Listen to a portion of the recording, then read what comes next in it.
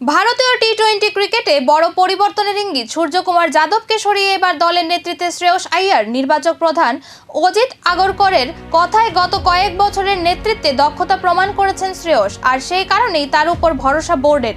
অন্যদিকে নজর কেড়েছেন তরুণ বৈভব সূর্যবংশী। আইপিএলে দুর্দান্ত পারফরম্যান্সের পুরস্কার হিসাবে প্রথমবার জাতীয় টি-20 দলে ডাক পেলেন তিনি। মাত্র 16 বছর বয়সে এই সুযোগ পাওয়ায় ইতিমধ্যে ক্রিকেট মহলে শুরু হয়েছে আলোচনা। ইংল্যান্ড ও আয়ারল্যান্ডের সফরের জন্য ঘোষিত দলে রয়েছেন অভিষেক শর্মা, সঞ্জু স্যামসন, ঈশান কিষান, তিলক বর্মা, অক্ষর পটেল, অর্শদীপ সিংদের মতো পরিচিত মুখ। তবে এশিয়ান গেমসের দলে আবার ফিরছেন জসপ্রীত বুমরা।